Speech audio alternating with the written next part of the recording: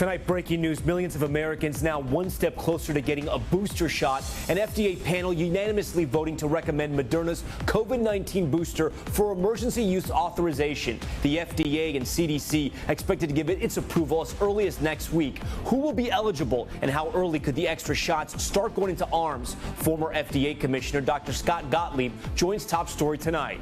Also breaking, Alex Murdaugh arrested. The former South Carolina attorney taken into custody at a drug rehab facility where he's been since admitting to hiring a hitman to kill him.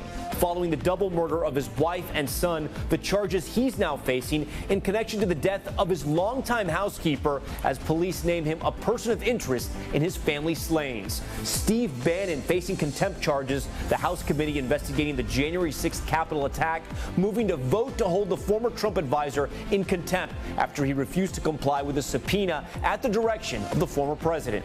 The deadly clashes in Beirut, deadly gunfire erupting during protests over last year's port blast that killed hundreds of people and sent the country into an economic meltdown.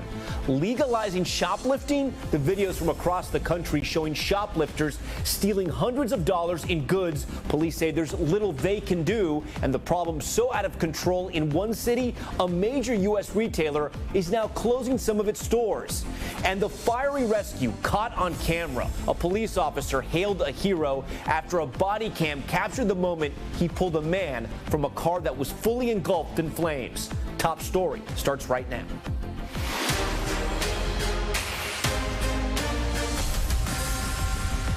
Good evening, I'm Tom Llamas. We begin Top Story tonight with breaking news. An FDA panel has unanimously voted to recommend Moderna's COVID-19 booster for emergency use for tens of millions of Americans. The recommendation only for those fully vaccinated with Moderna.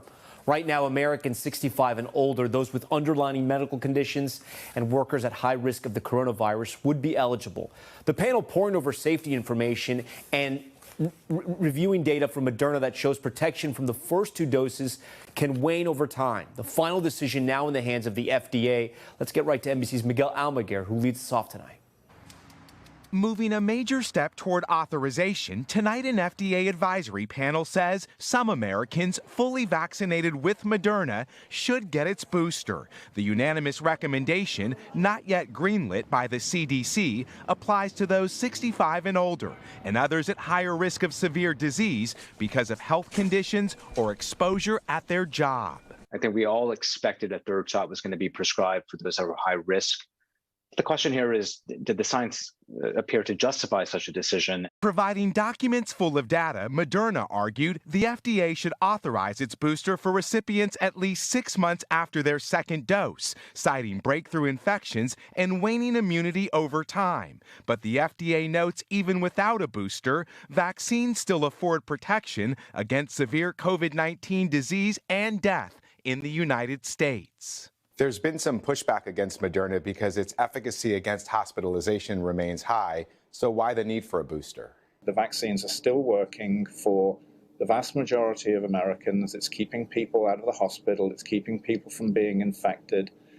They're not in urgent need of a booster. With nearly 70 million Americans already fully vaccinated with Moderna, those who qualify join the same group of Pfizer recipients who can also get a booster. With Moderna's original doses larger than Pfizer's, its third shot will be a half dose. Authorities saying today the data are not perfect, but these are extraordinary times. Today, the president again making the sell for boosters. These boosters are free. I'll say it again, they're free, available, and convenient to get.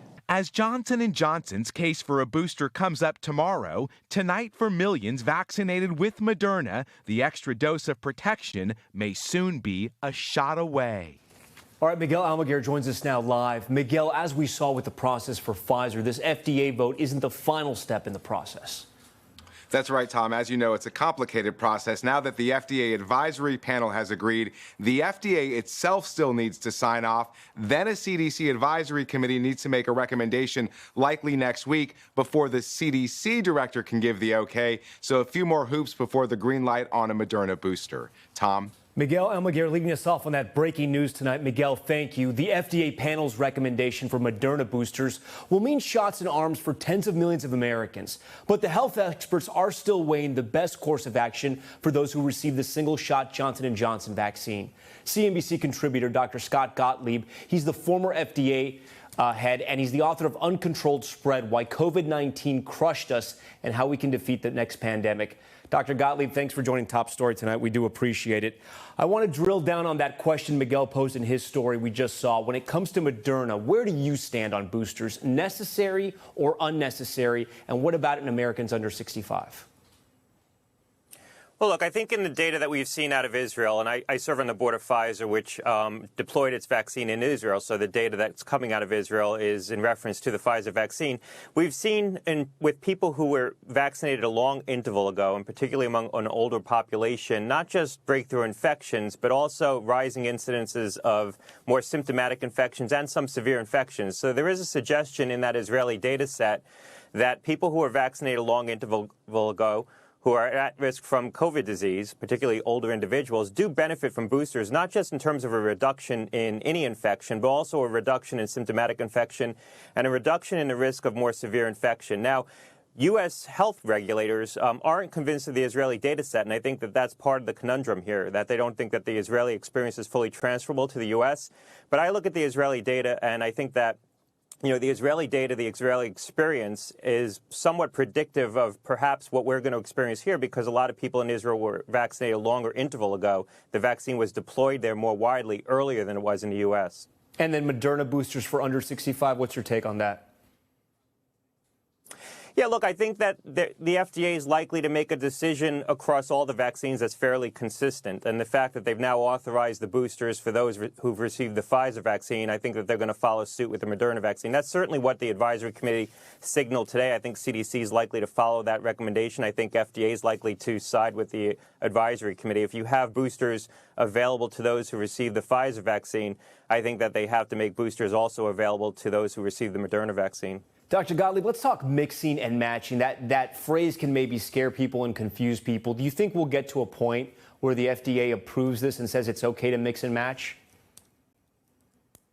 I think where we're likely to land with this is that the FDA is going to incorporate into the labels of the vaccines some safety data to advise physicians that there's no harmful effects if you do have substitutions in the marketplace. I think the recommendation is still likely to be that you get boosted with the vaccine that you previously received.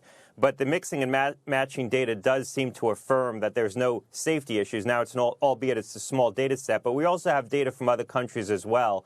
And so we know there's going to be inadvertent substitutions in the marketplace, people who accidentally get the wrong vaccine.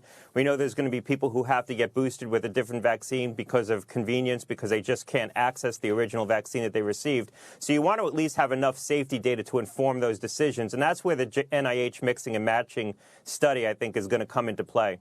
All right, finally, on the pandemic and the Delta surge, you went on the record last week saying you felt this could be the last big wave in the U.S. You still feel that way? I still do, but I think that this Delta wave has a ways to go. We've seen cases decline dramatically in the South, and that's bringing down the overall national average because big populous states like Texas and Florida are seeing big declines in cases. But we're seeing an epidemic now in the Midwest and the West, and I think the Northeast is not immune to some Delta upsurge, certainly not on par with what we saw in the South because of the higher vaccination rates here and higher rates of prior immunity from prior infection. But I still think the North is in for some kind of Delta wave before this is all over. Hopefully by Thanksgiving, we'll be coming out of this Delta infection. On the back end of that, prevalence should decline. All right, we hope so. Dr. Gottlieb, we thank you for your time tonight. Also developing tonight, Alex Murdaugh, the scandal-ridden former South Carolina attorney, has been arrested. The 53-year-old was taken into custody today as he was released from a drug rehab facility in Orlando. He's been there since admitting to hiring a hitman to kill him in an alleged insurance scheme following the double murder of his wife and son. Murdaugh now charged with stealing millions of dollars in insurance money from the family of his longtime housekeeper after she was found dead inside his home. Police also naming him a person of interest in his wife and 22-year-old son slayings. NBC's Vaughn Hilliard has the latest on the investigation tonight. Tonight, prominent South Carolina attorney Alex Murdaugh once again in legal peril. Authorities taking him into custody upon his release from a drug rehab facility for opioid addiction. Today's charges for fraud involving millions owed to the family of Murdaugh's longtime housekeeper. Her death in 2018 at their home was determined to be an accident involving her tripping over the family dogs. But authorities are now re-examining the cause. We would like to think that she was accidentally killed by the dogs. Nobody wants to have the prospect of going through the rest of their life thinking that their mother was murdered. This is the latest twist in a stunning series of events that started with the murder of his wife and son in June. Murdaugh's lawyer acknowledging his client is a person of interest in their killings, but says he is innocent. Murdaugh first faced legal charges 2 months ago, accused of insurance fraud in what he says was a botched plot to hire a hitman to kill him, so his surviving son could get $10 million in insurance money. That alleged hitman, Curtis Smith, is now denying Murdaugh's story. He's standing like this. He said, "You gonna shoot me?" I said, "No." In an exclusive interview, Smith telling Craig Melvin on the Today Show that he had no intention of helping Murdaugh take his life. He said, "You just got to do it." And he made his move like this, you know. And I just grabbed his arm. You took the gun, shoved it behind him, between me and him. And it went off. Smith saying he was called by Murdaugh simply to do a favor. He even disputes Murdaugh's statements now that he was shot in the face. The gun went off. Did it hit him? Did the bullet hit him? No. So that story where There's no blood on me. There's no blood on him. He didn't get shot in the head. No. We bounced off his car and kind of made a move to get the gun, and he hit the dirt, you know. And what percent are you positive that he didn't get shot? If you could put a percentage on it. 1,000. He didn't get shot. All right, Vaughn Hilliard joins us now live on set. So, Vaughn, if you look at all the allegations, Murdaugh sounds like a one-man crime wave. Explain to our viewers, what exactly was he arrested for and what hasn't he been arrested for yet? Exactly. None of the charges against him right now have any relation to the actual deaths. Now, what he was arrested for here today is directly part of the settlement that was agreed to with the family of the housekeepers. Well, they say they never got those millions of dollars. We actually talked with the lawyer last week, and he told us here on this program, we want that money. We want to see where it is. We want investigators to look. 1 week later, that's exactly what they got, these charges. Now, he is currently in Florida, where a judge from his first arrest had allowed him to post bail and go to that rehab center for his opioid addiction. But now he is expected to be extradited from Florida tomorrow, return to his home state of South Carolina, and then Monday he'll be arraigned in front of another judge. All right, Vaughn Hilliard and our entire NBC team really working that story. Vaughn, thank you.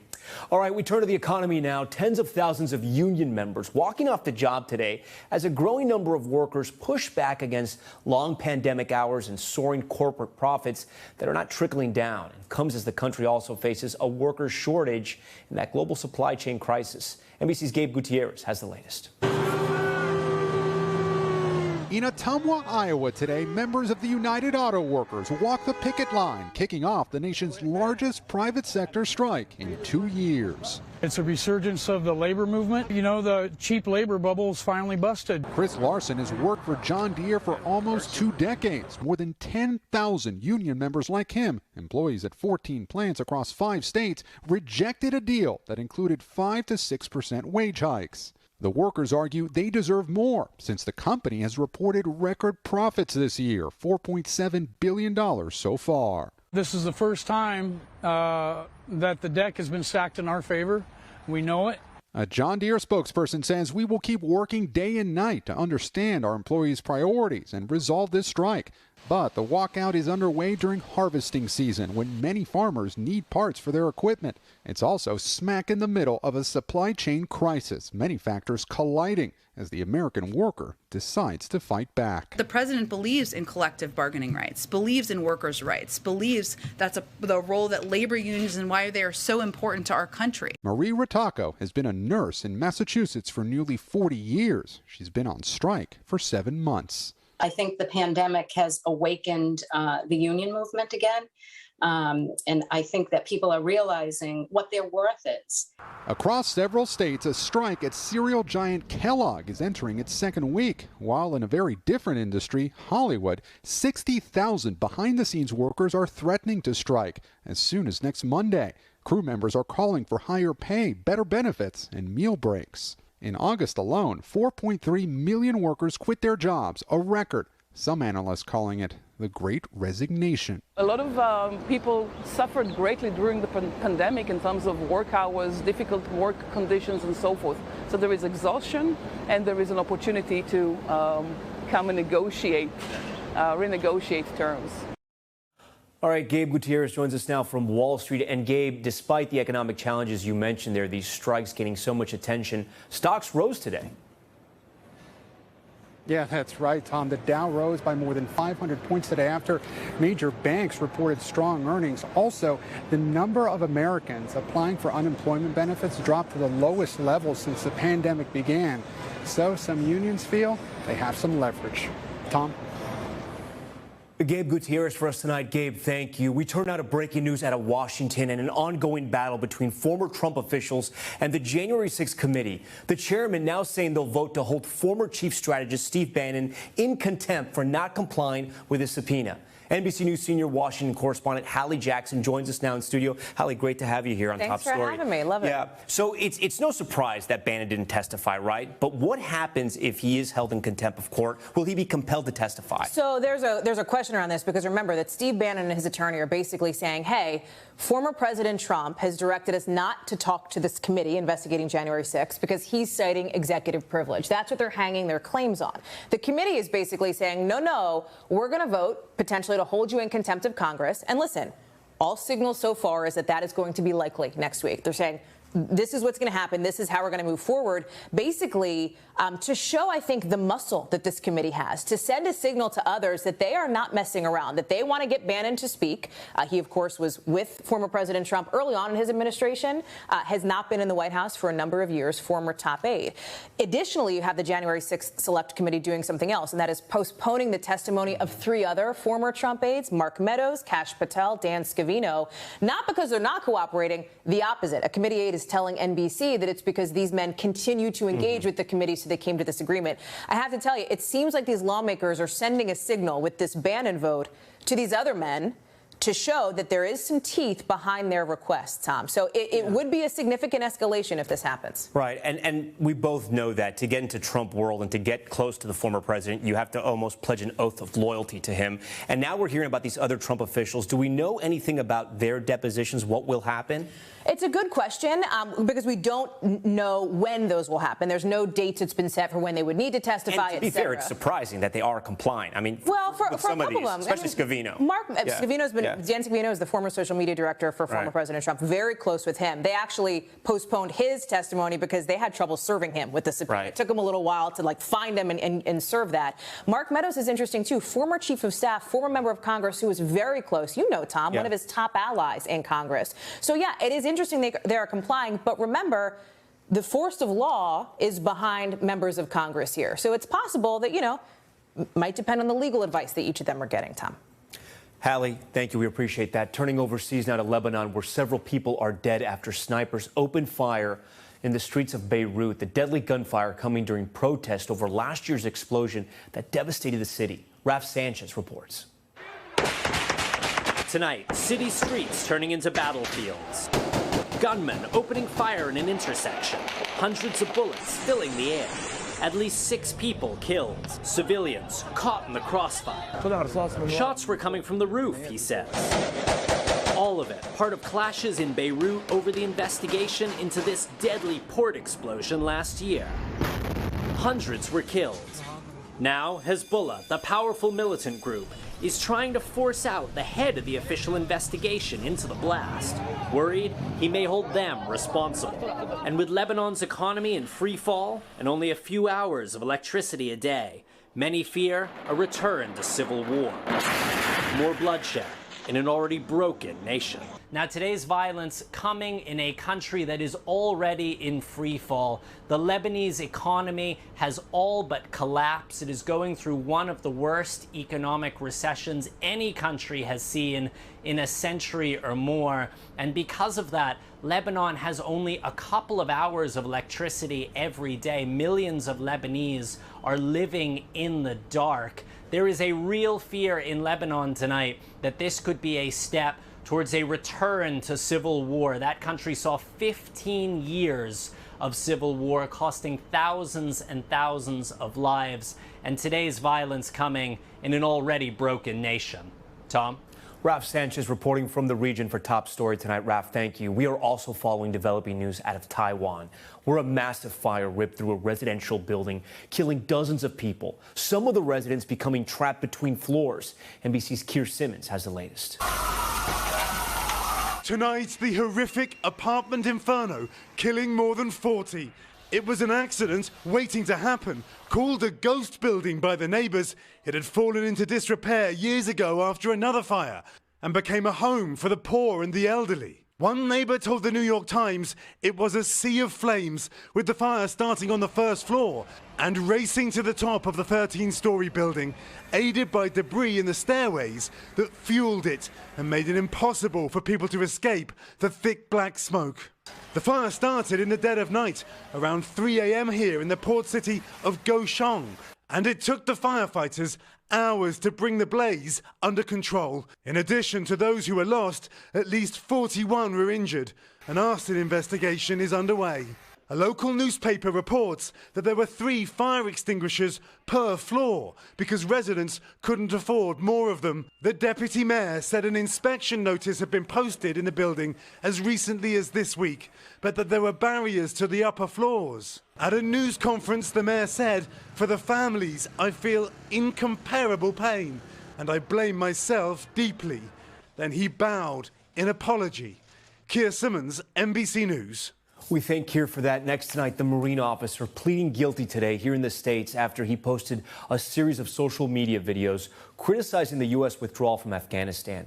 His attorneys arguing that he was simply calling for accountability. NBC News Pentagon correspondent Courtney Cubie has the latest. A military judge accepted Lieutenant Colonel Stuart Scheller's plea, finding him guilty of all charges at court-martial today, including dereliction of duty, disobeying orders, and conduct unbecoming an officer. Scheller posted a video on social media criticizing military leaders for mistakes made during the withdrawal from Afghanistan and demanding accountability for the attack at Kabul airport that killed 13 American service members. People are upset because their senior leaders let them down, and none of them are raising their hands and accepting accountability or saying, we messed this up. Scheller was relieved of duty and ordered to stop posting videos and statements, but he continued. Follow me, and we will bring the whole system down. In one statement, he acknowledged he could be in legal trouble for continuing, but dared the military police to pick him up, writing, "I'm ready for jail." The Marine Corps listened, and he was thrown in the brig for more than a week.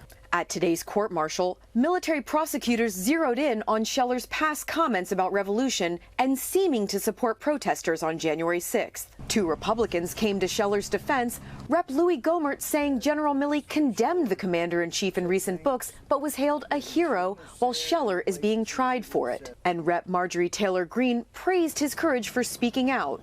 I have been fighting for 17 years. I am willing to throw it all away to say to my senior leaders, I demand accountability.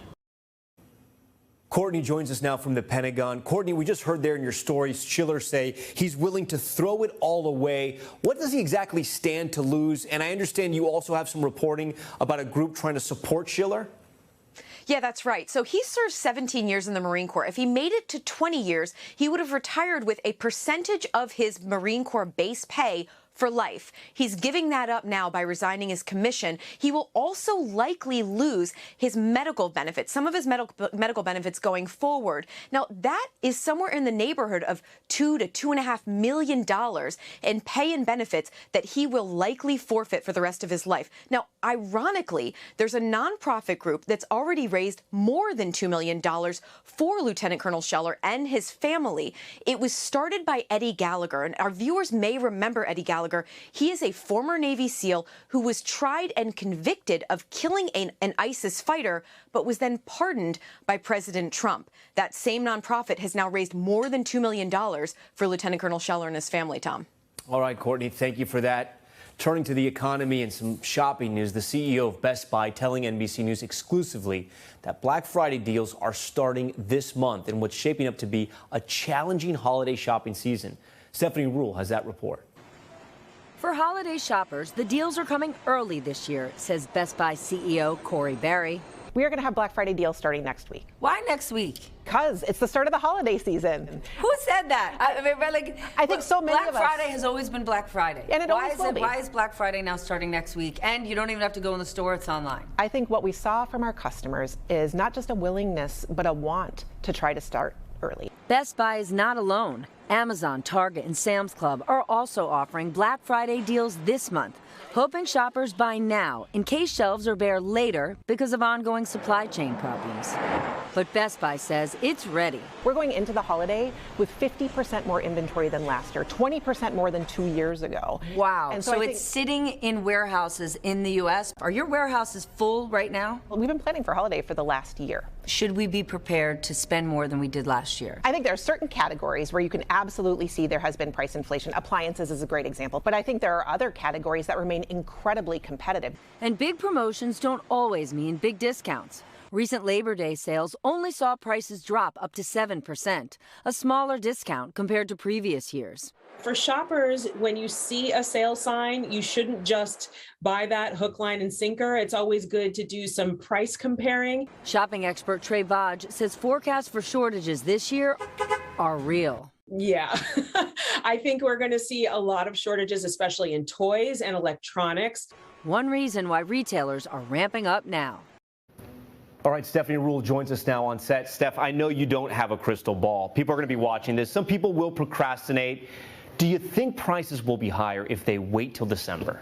I don't have a crystal ball, so I can't say, oh my gosh, December, they're going to be so expensive. However, if you have your heart set on buying very specific things, you do want to buy them early because we've got shipping delays, because we've got supply chain issues. That's a real issue. Now, are prices higher? Do people not like that? Sure.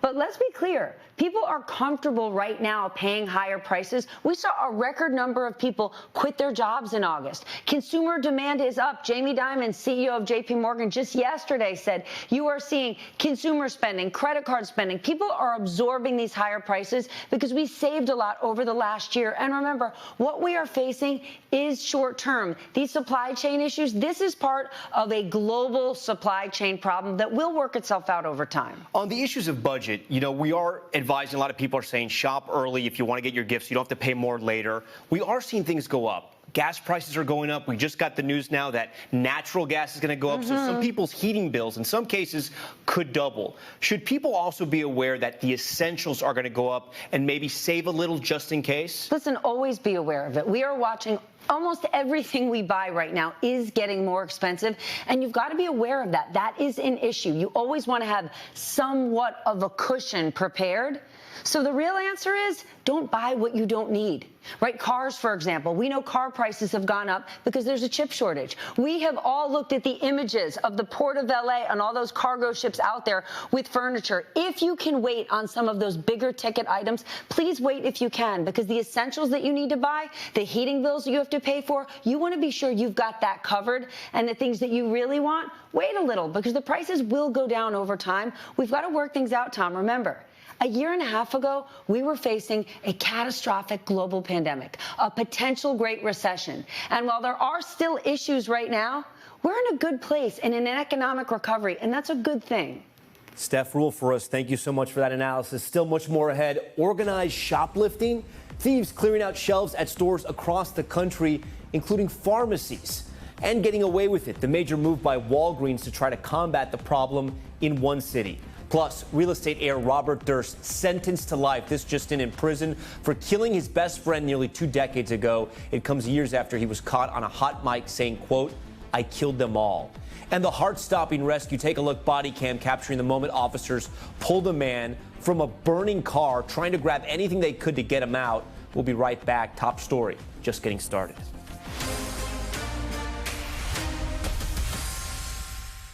Back now with what's being called organized retail crime. Shoplifters getting away with hundreds of dollars in goods with little to no repercussions. The problem's so bad in one major U.S. city, pharmacy giant Walgreens is forced to close some of their stores. NBC's Jake Ward reports on what's behind the growing issue.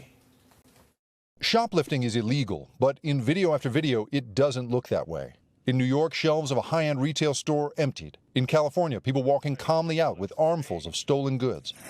Hold on. Now, Walgreens saying it's closing more than 20 stores, 5 in San Francisco, because of this rampant problem, what's being called organized retail crime. The company pulling the plug on these locations, saying it made the decision only after having increased our investments in security measures in stores across the city to 46 times our chain average in an effort to provide a safe environment. And drugstore items ending up in impromptu markets like this in San Francisco. So why is this happening? San Francisco's police chief points in part to a change in state law that raised the threshold for what's considered a felony theft from $450 to $950. Some people calculate, hey, I don't want to go over the $950, so let me steal $949 worth of property. And employees are in a terrible position. If it's a felony, our officers can take action, but if it's a misdemeanor, that arrest has to be a private person's arrest. Experts say the new laws don't seem to have changed the crime numbers. And while property crime rates in California are higher than the national average, here's the thing.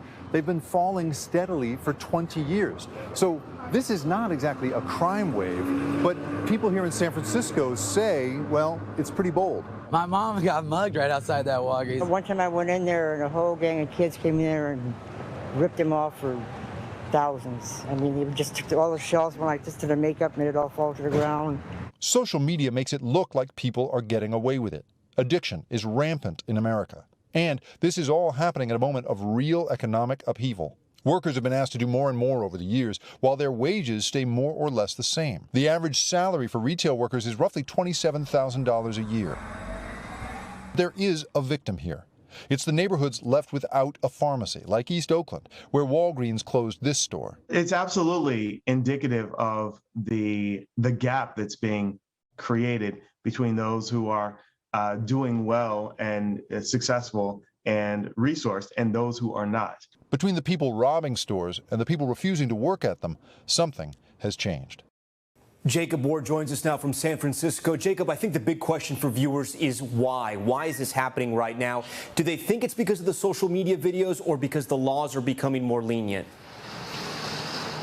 Well, SFPD is adamant that if you break the law here in San Francisco, you will be prosecuted, and it is still against the law to break into stores like these. But you have to look at the bigger picture here, Tom. I think, we're still in the grip of an opioid crisis. People's savings have been wiped out by COVID, and people's wages have basically frozen. These various things are coming together and seem to be part of why these stores are closing. Any sense if Walgreens will reopen those stores? Because people need pharmacies in their neighborhood. Well, Walgreens says that your prescription will follow you to the next store and that they have plenty of stores to offer. But it is important to note, right, if you don't have a car and you live in a neighborhood that doesn't have good bus service, well, you may have lost a pharmacy that you really depend on, Tom. Jake Ward for us. Jake, we appreciate it. When we come back, tragedy in Texas. The family caught in rising floodwaters, a mother and young child swept away. The grim update from police. And a special top story report tonight. We look at a crisis unfolding in Mexico. Women and girls there murdered in record numbers. Our Priscilla Thompson is speaking to the mother of one victim, begging for change. Stay with us.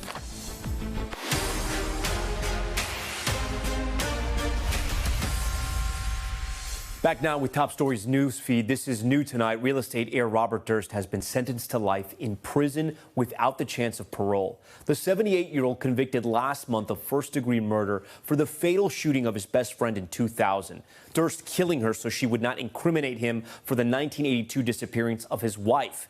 During the filming of a 2015 documentary, Durst was captured on a hot mic saying he, quote, killed them all. A woman and a young child were swept away by floodwaters in Texas. Authorities near San Antonio say two drivers from the same family became caught in high waters as they were taking their children to school. A man and 4 boys were found clinging to trees when rescuers arrived. One woman and a 5-year-old girl are now missing and presumed dead. The FBI has joined an investigation into that massive oil spill off the coast of Southern California. It comes days after California's Justice Department announced a probe into what caused the rupture and if anything could have been done to prevent or minimize the disaster. Authorities believe damage from a ship's anchor caused that leak. American bumblebees have been placed under the Endangered Species Act. Experts say the bees have completely disappeared from at least 8 states and warn they will go extinct if they're not protected. Their population has decreased nearly 90% in the U.S. in the last 2 decades, driven by several factors, including climate change and pesticides. We now turn to an incredible rescue caught on camera. Officers in Texas responding to a fiery car crash, racing against time to save an unconscious passenger trapped in the front seat. Tonight, we're hearing more from one of the brave cops who ran straight into the danger. Here's NBC News correspondent Ron Allen. Tonight, the cops rushing toward the scene of this fiery crash are being hailed as heroes. Car wrecked out, it's on fire. Officer Matthew Hughes of the Garland, Texas Police Department says he heard a commotion outside the station. He and his rookie partner racing to the scene of a single car accident. Once I saw the flames happen, there was a brief moment of, okay, now things have dramatically changed. The pair locating the driver of the vehicle, ejected by the impact of the crash. Then a harrowing realization. Hey, we got one more in here. Another man still trapped inside the car, unconscious, as the flames intensified. Officer Hughes battling extreme heat as the fire closed in on him and the man whose life he was trying to save. Man, we can't let up. There's no, you have to just keep moving forward. You've got to keep trying to get this guy out. The officers grabbing at anything they could to get him out. I'm able to get an arm. That other officer grabbed hold of his hair because that was the only thing that he was able to grab a hold of, since his right arm, I believe, was still in the vehicle. Get out! Get him the hand! Come on! Come on! Come on! The passenger pulled to safety just seconds before the entire car goes up in flames. Both he and the driver now recovering with non-life-threatening injuries, thanks to the quick timing and bravery of the Garland Police Department. We thank Ron Allen for that. Now to Top Stories Global Watch, and the U.S. will donate more than 17 million Johnson & Johnson vaccines to Africa. President Biden making the announcement today alongside the president of Kenya. The doses will be delivered in the coming weeks and are in addition to the 50 million doses already sent to the African Union. The single-dose vaccine is highly valued in Africa because it's easier to store and transport. Less than 5% of Africa's population is fully vaccinated. All right, Microsoft is shutting down social network LinkedIn in China. The move comes as the country expands its already strict internet censorship. Last month, the career networking site was forced to block the profiles of several journalists. Microsoft will launch a site just for job searching in China, but it will not have any social media features. LinkedIn was the last Western social media network in the country. Mexico City's Christopher Columbus Monument will now be replaced with the statue of an indigenous woman. The Columbus statue was removed last year following mass protests. Activists have placed a temporary statue of a woman in its place. City officials say the new monument will recognize indigenous women, the group most persecuted during and after the colonial period.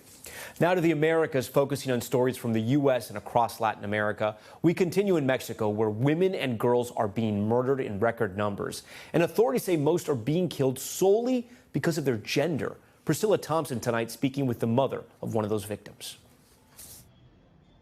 19-year-old Maria Zamudio had big plans for her life. Bueno, mi nombre es María de Jesús, y para México, bueno, me gustaría que fuera... A student at Mexico's National Polytechnic Institute, Maria's mother says the teen dreamed of one day becoming a petroleum engineer. But in 2016, that all changed. Walk me through what happened to your daughter. Él estaba presionándola para tener algo sentimental con ella o algo sexual, a lo que ella se negó, y con ayuda de otros alumnos terminaron arrebatándole la vida de una forma muy cruel. Maria died after falling from the 5th floor of her building in Mexico City. Police initially labeled her death a homicide. 3 years later, it was declared a femicide. Yo me aferraba a que Mari tenía que vivir. Mari era casi una niña y tenía muchos planes. Femicides, the murder of women because of their gender, are at their highest since the Mexican government began tracking them in 2015. New research by a non-government organization that tracks media reports finds nearly 350 femicides have occurred so far this year. Last month, Amnesty International finding 10 women and girls were murdered every day in Mexico in 2020. The increase in violence has led to a wave of demonstrations. Last year, Maria's mother and other activists stormed Mexico's National Human Rights Commission, throwing office supplies out of windows and spray painting the walls. The uptick in femicides is part of a larger rise in violent crime across Mexico, where a new report finds nearly 95% of cases go unpunished. Aparte de que no hay peritos especializados en perspectiva de género, hay poco interés por parte de las autoridades, hay mucha corrupción. Mexico's president has been criticized for downplaying the problem. Last year, he claimed 90% of emergency calls reporting violence against women were false. Last year, the National Polytechnic Institute joined the Mexican government in issuing a formal apology to Maria's family for her death. But Maria's mother says more should be done. What do you think your daughter would be like today? Estaría jugando con sus sobrinos, estaría siendo ella feliz con todos sus planes. Estaría brillando como brillaba. Y principalmente no estaría yo sufriendo lo que estoy sufriendo. So hard to see these mothers go through this, and it's happening all across Mexico. So do they think the numbers are going up because more women are being killed, or because they're tracking it more closely? Yeah, it's a combination of both. So we hear the president saying this is the highest number they've seen since they've been tracking it in 2015. But researchers are saying that a lot of these crimes are still being classified as homicides related to organized crime, when in fact there are domestic partners or people in these women's close inner circles that are committing these crimes, and they should actually be classified as femicides. So researchers and advocates would say that these numbers are still being undercounted and could be far higher.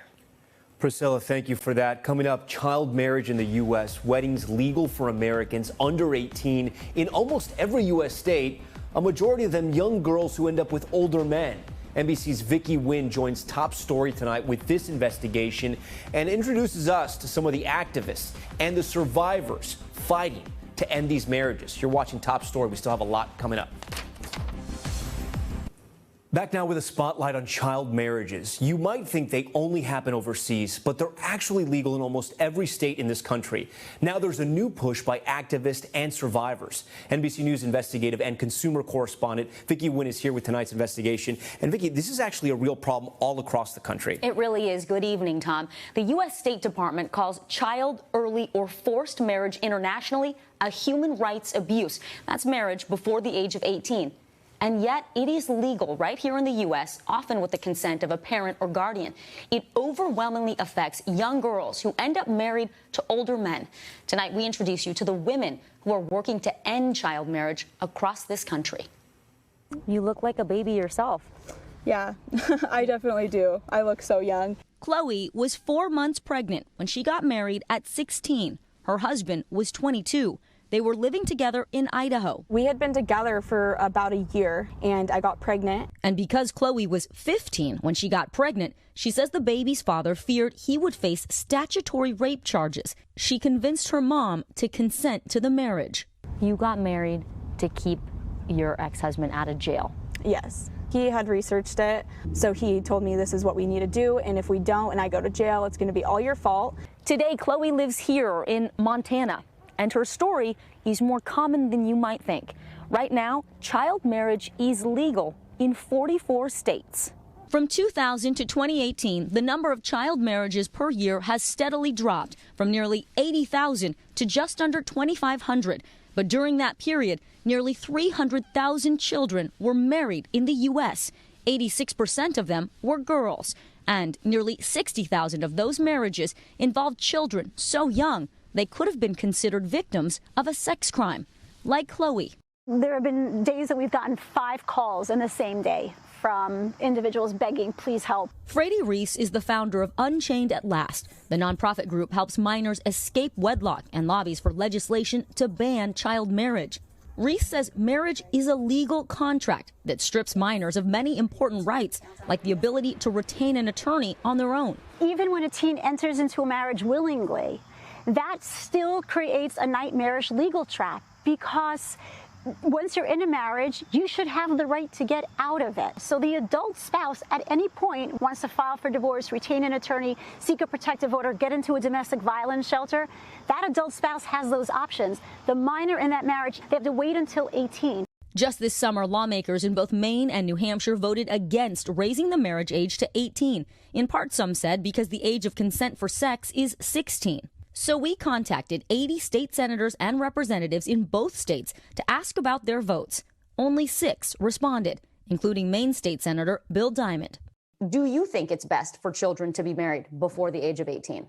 No, of course not. There may be issues there that would present this as a different case. In Maine, 16 and 17-year-olds can marry with parental consent. Senator Diamond says his staff told him parents want the right to enter their children into marriage. But you yourself never heard from those parents firsthand. I did not.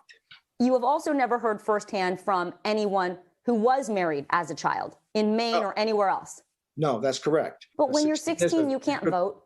You're not allowed to smoke. You can get entered into a marriage with parental consent, but you cannot remove yourself from that marriage. And I could make that argument. You could make that argument. But in fact, we don't know the facts behind the situation. If the parents say yes, this is the best thing in our opinion for this to happen, then I think we have to respect that. As for Chloe, are you excited for school today?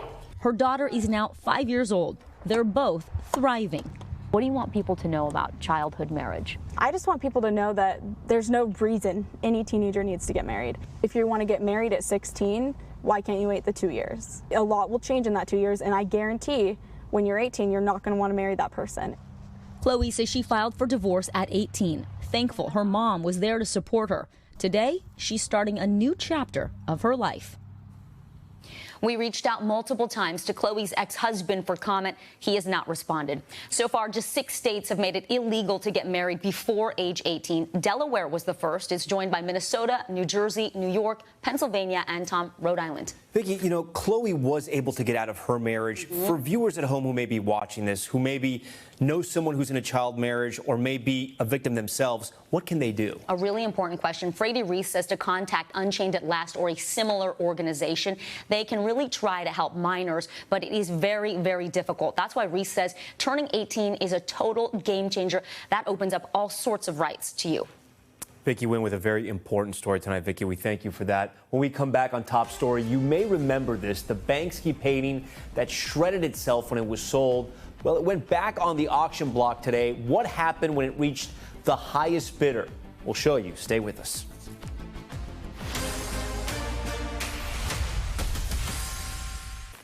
Finally tonight, the street artist Banksy breaking a new record at auction today. The painting that shocked the art world by partially self-shredding 3 years ago, selling for more than $25 million.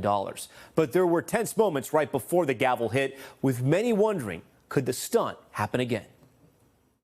At £16 million, ladies and gentlemen, we are selling the Banksy here at Sotheby's. Tonight, the infamous Banksy painting that shredded itself sold. And selling, ladies and gentlemen, for a new world record, the Banksy, Love Is in the Bin, sold to you, £16 million. The painting of a young girl holding a red heart-shaped balloon selling for $25.4 million today. A new record for the elusive street artist at auction. 3 years ago, you may remember this, the painting originally up for sale at Sotheby's in London. And selling for $860,000. But after the gavel went down, an alarm sounding. The then titled Girl with a Balloon sucked itself into a shredder hidden in its frame. Stunned onlookers gasping. Before the work was whisked away, the unprecedented stunt shocking the art world. The buyer going through with the sale. The work then authenticated as a completely new painting and renamed Love Is in the Bin. Sotheby's saying they had no prior knowledge about what Banksy was about to pull off. I think the key here is that the work wasn't destroyed, it was created. It was in many ways an incredibly clever piece of performance art, a piece of subversion carried out really in the very center of the elitist art world. That same auctioneer from the original sale joking today he wasn't ready for round 2. I can't tell you how terrified I am to bring down this hammer. Just checking that everyone is accounted for. We know who you all are. The painting ultimately selling for 18 times the original price to a collector out of Asia. Experts saying the sale and its price represents a shift in who's shelling out for art. What's really, I think, to me significant about this sale is that it's really an entire paradigm shift within the art market. There is a new generation of collectors who want to buy artists of their generation. 25 million. Wow. All right. Well, thank you so much for watching Top Story. I'm Tom Llamas in New York. We will see you here tomorrow. It is almost Friday. Have a good night. Bye-bye.